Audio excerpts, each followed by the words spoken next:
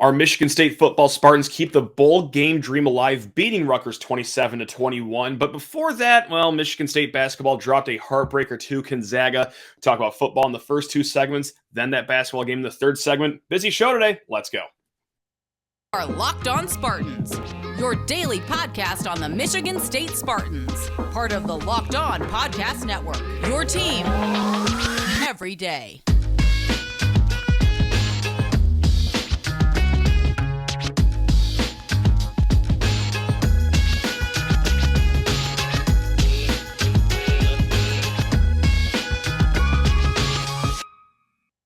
Happy Victory Monday to all you lovely Spartans out there. And we're not just talking about football. Yes, the volleyball team swept Northwestern. The hockey team swept number 10 Ohio State on the ice. And then the women's soccer team keeps their dream season alive. Double overtime victory. We will be talking about football these first two segments. Switch to the basketball game in the third. But hey, before going any further, today's episode is brought to you by Sling TV. That's right.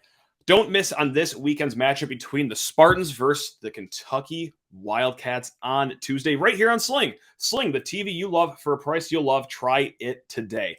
Thank you so much for kicking off your day or riding out the rest of your weekend with us here at Locked On Spartans. You know where to find us, YouTube, any podcast platform that you like to use. We're here 5 days a week talking about your favorite team in green and white, and let's get right into it. 27-21. The football Spartans have won 2 in a row, and Ford Field is peeking over the horizon should Michigan State beat Indiana next week, or maybe even, I don't know, slather yourself in some mayo for the Duke's Mayo Bowl, string that guitar together for the Music City Bowl. I don't know. It's just very fun that we're talking about bowl games right now because did not look like that going into November, but Mel Tucker said it best after the game, saying, quote, "It's important to play your best football in November. That's a sign of high character." We're going to talk about this at the end of the segment, just how impressive this little 2-game stretch has been for the Spartans, but let's just look at it from a micro level right now. Let's look at the game between the Scarlet Knights and the Spartans. And this was a game, even though we're all the way in the middle of November now, we still saw some things that we have not seen this season. And that's not even just Michigan State centric. You know, Rutgers threw some things out there that we haven't seen this season. They were 8 of 16 on third down. Yes, the Rutgers Scarlet Knights were 8 of 16 on third down. They came into this game with the second worst conversion rate in the Big Ten.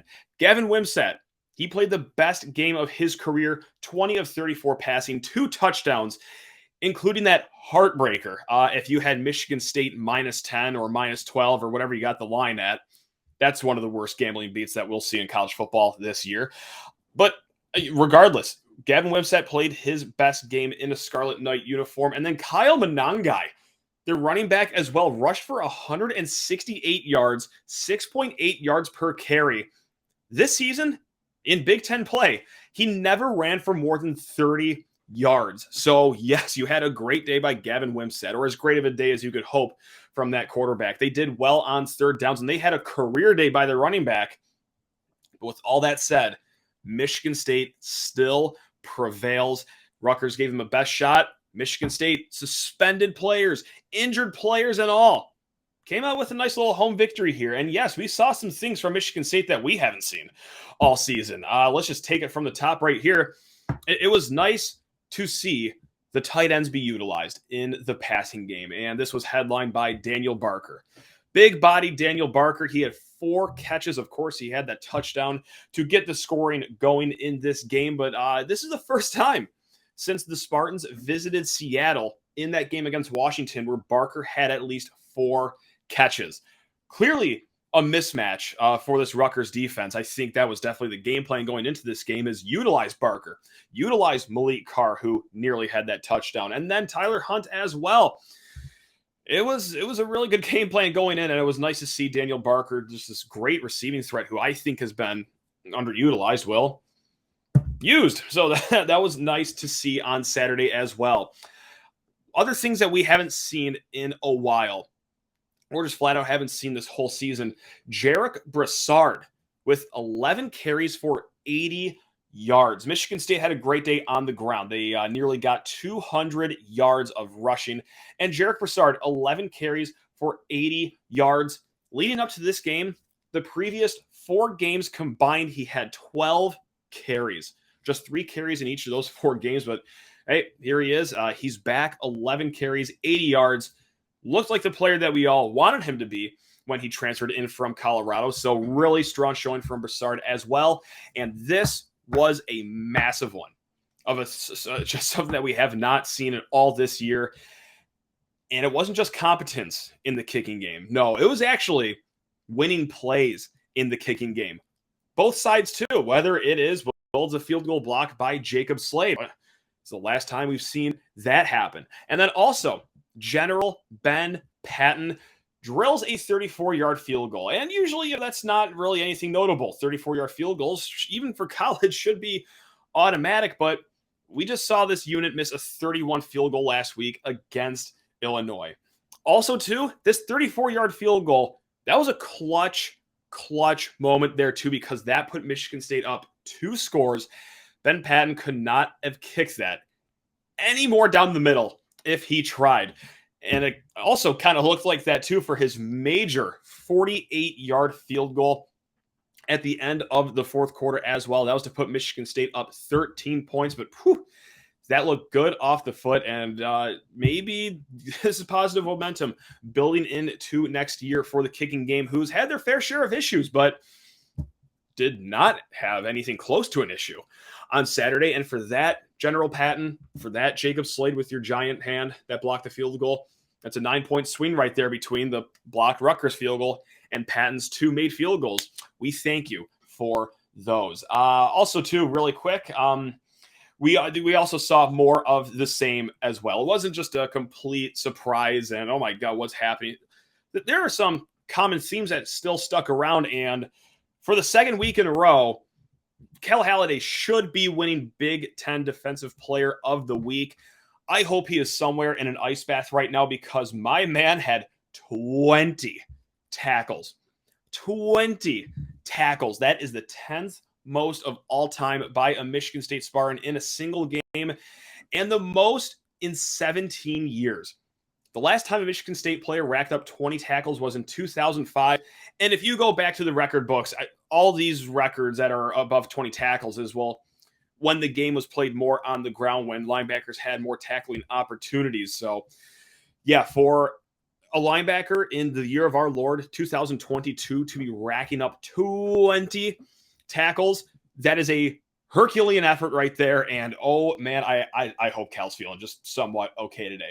Another thing that was more of the same, down to the exact yard, Jalen Berger, just like last week against Illinois, has 100 combined yards receiving and rushing against the Scarlet Knights, but this time was able to punch in a touchdown. So good for him to be rewarded with that touchdown.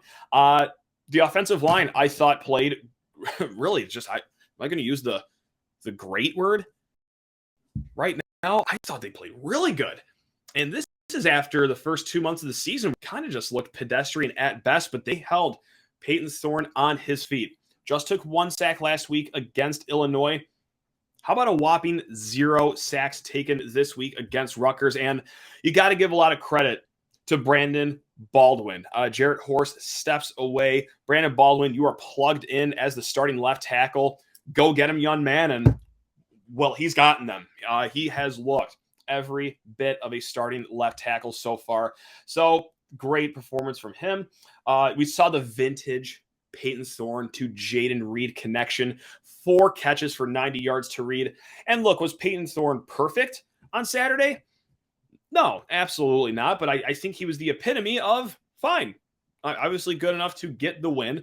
Yeah, he missed a really bad, arguably easy pass to Tyler Hunt on that 4th and 1 early on in the game, but bounced back, had some really great moments with his favorite target, Jaden Reed. And then last but not least, hey, got to shout out my guy, Trey Mosley, because criminally underrated.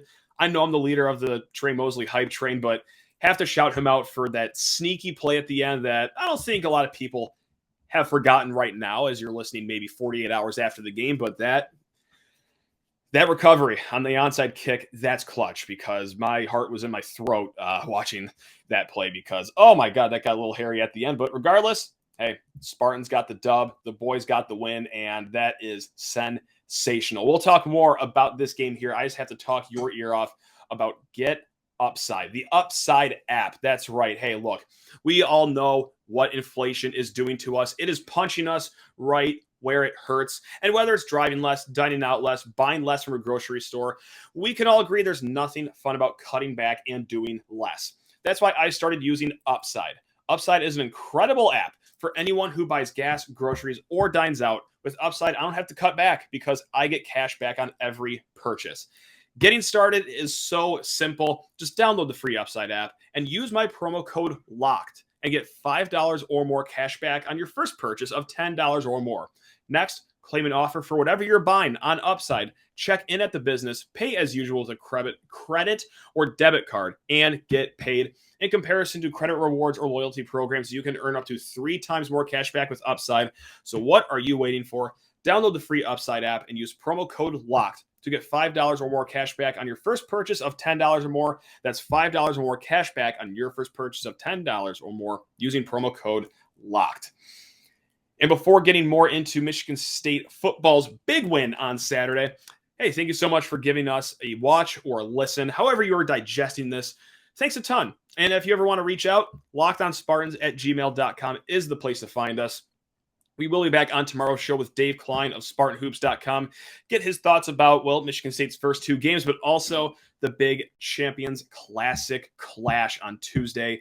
Wildcats versus Spartans should be a good one. Always great chatting with Dave Klein, too. I mean, come on. You guys already know who he is. He's the best. So let's get more into the football realm here. And these are just random thoughts here in the second segment. And there was one player that really stuck out to me in this game because, look, with all the injury issues that have taken place and you pile on the suspensions on top of that, this is next man up city. A lot of young players getting some opportunity to get some run, make a name for themselves already early on in their career. And we've seen it too with, Mangum, Malik Spencer, Dylan Tatum playing some defensive back.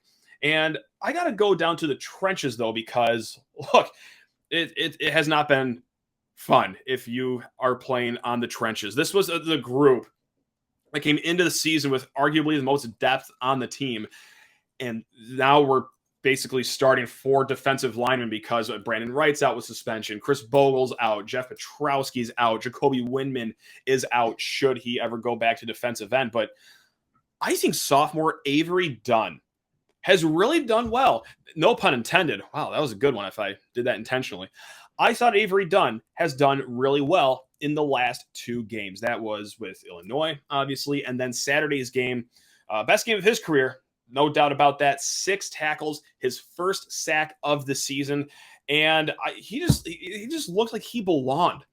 Really, you would not expect that this was just a sophomore that started the season buried on the depth chart, but that's one guy that I'm kind of circling here the rest of the season, kind of like what we did with Brandon Wright at the end of last year. He came on late in November, started raising some eyebrows, and it's like, oh, is this going to be a certified guy for us next year? So, yeah, look, I don't know if Avery gets these opportunities if it weren't for these suspensions and injuries, but man, you talk about taking advantage of an opportunity. So I just had to tip my cap to Avery Dunn right there because, yeah, he's just balling out. And, man, you got to find the diamonds in the rough of this season, and that's one of them right there. So with that said, it's not all too rough of a season, as we know.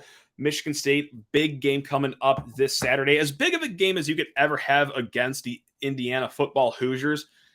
Usually when they come to town, it's not really a headliner or anything like that, but when you can notch victory number 6 on your record, yes, that is a big game. And early on Sunday morning, 2 news outlets came out with their bowl projections. A lot of other news outlets come out with them later Sunday, on Monday, sometimes Tuesday, but CBS Sports and 24/7 Sports did not let us down. They have Michigan State projected right now to the Quick Lane Bowl. That's right. Last week, Michigan State came out of that win against Illinois with 7 publications, all having bowl projections, all having them to the Quick Lane Bowl. Nothing has changed since Saturday's win over Rutgers, but right now CBS Sports has Michigan State pegged for the Quick Lane Bowl against Miami of Ohio, and then 24/7 Sports, the Quick Lane Bowl versus Bowling Green. I quite frankly don't care if you're making it to the Bozo Bowl against, I don't know, Cass Tech High School. I don't care what the opponent is, what the bowl game is. At this point, as long as Michigan State gets to a bowl game, look, am I going to be jazzed about the season? Are we going to be throwing a parade down Grand River? I'm not personally, but like, whoo boy, you think of where this team was after the Maryland game or after the Michigan game.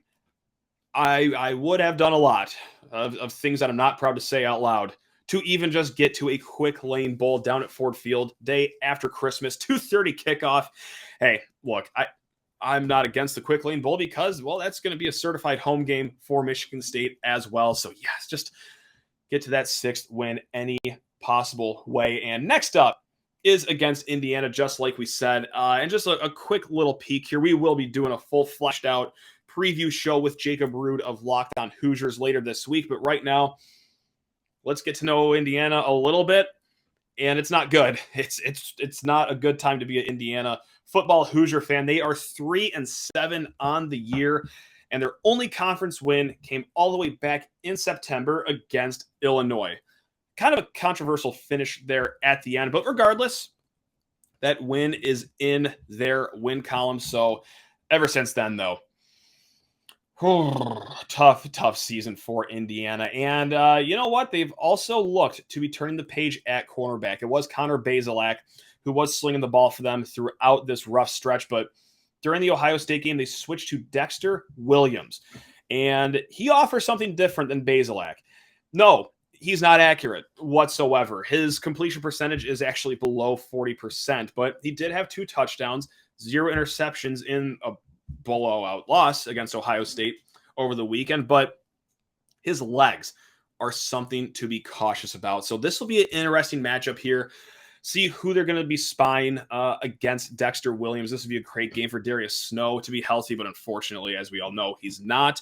So this will be an interesting matchup here on Saturday, getting this Dexter Williams kid with limited game film out there against a defense that, look, doesn't have like the speed on the edge like they used to, unless players come back from suspension this week. Obviously, we'll stay tuned on that news. If anything breaks, we'll talk about it here on Locked On Spartans. But yeah, it's just like the Rutgers game. It's not going to be a walkthrough.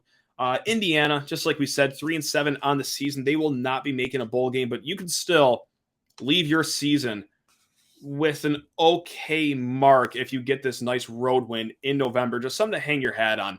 I mean, just something to smile about if you are a Hoosier football player. So no, I don't think that this is going to be like, like playing Maryland every November, where the Terrapins just roll over and stop trying once the calendar hits November. I think Indiana does have a lot to play for, and we're going to see how much motivational juice Tom Allen still has down there to get his boys ready to play. So that's what we got going on this weekend for the final home game of the year. And I want to shout out the student section really quick. And I tweeted this out early in the first quarter of, hey, the student section turnout is sensational. And someone said, are you being sarcastic or do you actually mean that? Because, look, was the upper deck full? No. The lower bowl, though, of the student section was all but completely filled for the first half. And, look, it's not a Rose Bowl season or anything like that. Like, Michigan State is a 5-5 team. It has been tough. And also on top of all that, not necessarily 82 and sunny in East Lansing. That was a cold game, and student participation around the country is a thing. So for Michigan State student section to fill up the deep end as much as they did on Saturday, would love to see that again this upcoming Saturday as Michigan State goes to a bowl game. But yeah, I know that this is the most random thing to talk about, student section participation, but I just have to tip my cap to a lot of the students that showed up, because that's not a small number of kids that fill up that section that burnt up their Saturday afternoon getting frozen in the student section. So yes, just gotta tip my cap to them. Way to go. Now, before we talk about the basketball game here, our partners at Nissan have worked with us to create a new segment across the Locked On College Network titled Thrilling Moments, where we highlight the most exciting play from the Spartans weekend game or throughout the history of our alma mater. Since Michigan State won, we do have a thrilling moment. And this week's thrilling moment from the Spartans was I gotta go with the kicking team or the punting team. We'll do two of them. Ben Patton's 48-yard field goal. We have not seen anything like that all season long. I was thrilled to see him bang that home. But also, too, speaking of banging a ball down the field as far as possible, Bryce Behringer just only gets work done. 60-plus yard punt. He should be the guy that wins the Ray Guy Award. And we are going to riot. We are going to protest. We are going to make a scene if he does not win the Ray Guy. So, yes, how about that for the thrilling moment of the week? A field goal and a punt.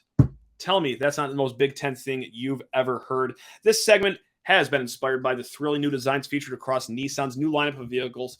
Pursue what thrills you with the all-new Frontier, Armada, or Pathfinder today. Available now at Nissan.com.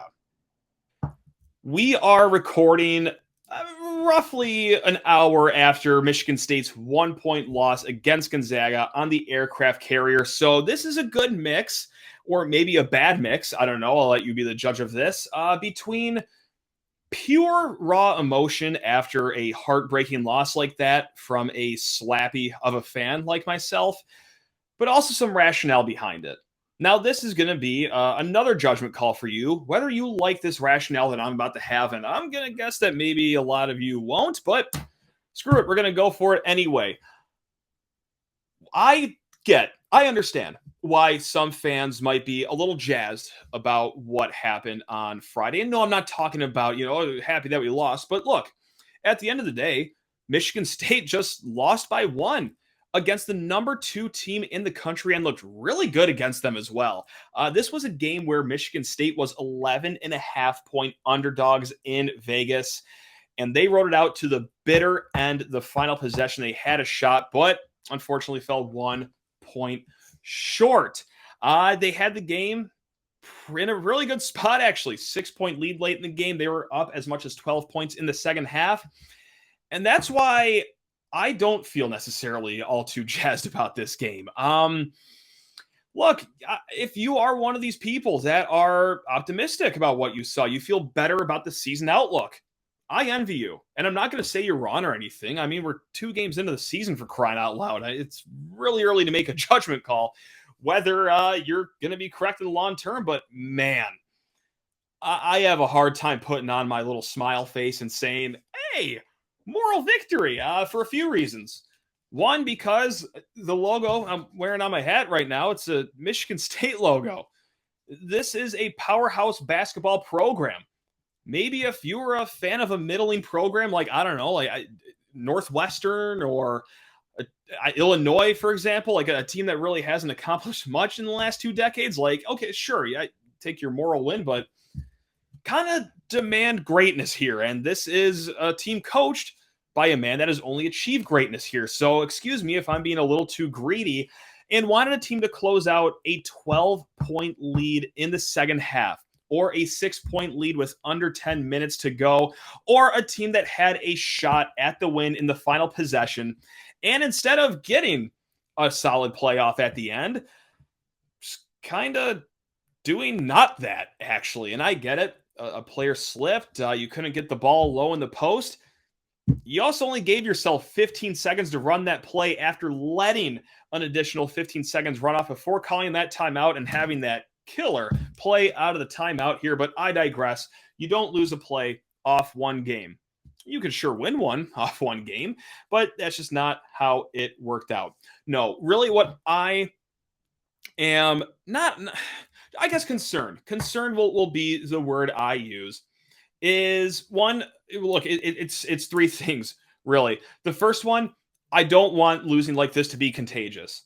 How many times do you see it, and not just basketball, but all over sports, a team falters late in the game after having a big lead, and then it kind of happens the next game or 2 games later where, they're always just waiting for that shoe to drop. I hate seeing Michigan State lose like that in the second game of the year, because if that happens, I don't know, Tuesday in the Champions Class against Kentucky, or in the PK 85 or against Villanova, where, hey, yeah, you're up 8 points and kind of let that slip away. That's a damning mindset to have as a team going into Big Ten play. Reason number 2 why I'm not really taking any moral victories out of today is because, well, you kind of saw the issues that we were all concerned about in the offseason. Having little front court depth, not going into the transfer portal and getting another body. Look, Mady Sissoko, which, by the way, game of his life tonight, looked like prime Dwight Howard for most of that game. He was on fire. If you could take anything good away from this game, Mady Sissoko, 14 points, 9 rebounds. He did great. 6 of 11 from the free throw stripe, which is honestly probably as good as you could hope for from him, especially in an outdoor game. But you kind of wasted that performance. And it was wasted because you have no front court depth, because when Mady Sissoko gets into foul trouble, okay, you got to rely on a kid playing his second ever college game against the preseason National Player of the Year in Drew Timme. Look, Jackson Kohler, did he play great tonight? No. Am I going to kill the kid for not showing out during his second ever college game? No. Going to be a little harder on the guy who's in his 4th or 5th year of college in, well, Joey Hauser. We'll get to him in a hot second, but you're so thin in the front court that when Mady gets out with foul trouble, okay, now it's Joey Hauser's turn or Jackson Kohler's turn. This is what happens when you have no one in the depth chart to take over for Mady Sissoko. And this is an issue that we all knew was going to happen in the offseason. We just saw Exhibit A play out tonight. They got blitzed in the second half when Mady was out, whether it be just post defense in general or rebounding. I think Gonzaga had 9 offensive boards in the second half.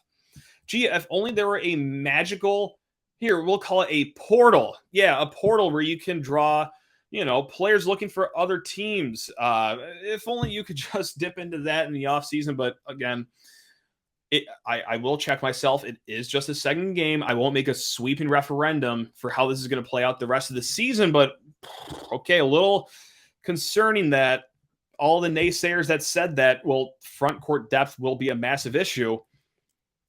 That's one tally mark in the unfortunate win column for us. And number 3, reason why I'm just really not going to be all hunky-dory. Oh, they tried their best. It was on an aircraft carrier. It was against a good team. Like, look, it is those upperclassmen. Like, story time. It's story time right now. I hate being this, like, mean and blunt and everything about it, but I do a podcast where I talk about college sports. I'm not going to sugarcoat everything and say, oh, they're good students. Like, no, what matters is what happened on the court. And the story time is that I remember back in high school, we played a football game. Well, okay, everyone else played a football game. I was just kind of there on the bench, just watching them play. But while I was on the bench, our center had 7 snaps go over the quarterback's head. And every single time, it was like a loss of 15 or 20 yards. It was ridiculous. We ended up losing the game by 3 or 4 points or something like that. And it was a big game, too. Everyone's emotional after the game, and the coach starts the post-game huddle with saying, gentlemen, a game never comes down to one player, which is absolutely something a coach says when it comes down to just one player. Now, very rarely does a game come down to one player. Might have just saw it tonight, though. 1 box out from number 10 would have been the difference in a 1-point defeat versus a 1-point victory. Just 1 box out in a half where Gonzaga is getting 9 offensive rebounds, instant putbacks, maybe even, I don't know, if you're going to foul Drew Timme, make it count, make it a hard foul, or, I don't know, maybe just a field goal on the other end wouldn't kill you either. Look, I get it. I can't be overly harsh on Hauser. He won us that Davidson game last year. It was awesome. He looked great against Northern Arizona. And we just talked about, too, after the Northern Arizona game, how important early season confidence will be for the rest of his year. So, look, I know that what I'm saying is cutting against that grain, but also I'm not going to hop on this camera and microphone and say, yeah, oh, well, he had a tough game. It wasn't really, it was a lot of kids' fault. No, that was a horrible performance.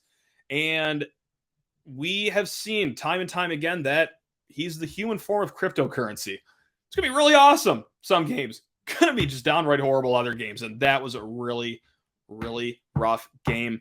Also, speaking of seniors too, guys that have been here for so long, and I get it was just one shot, one possession, but less than 2 minutes to go. Malik Hall grabs the rebound, 20 seconds left in the shot clock, and yeah, let's try a 12, 13-foot jump shot because jump shots are just going so great for everyone on both teams. Don't work the ball on the block or anything like that. No, just jack that up as soon as you possibly can. Of course, didn't go in, and that was a great opportunity to get a late important bucket, but oh man, it really, really hurts because the game was right there.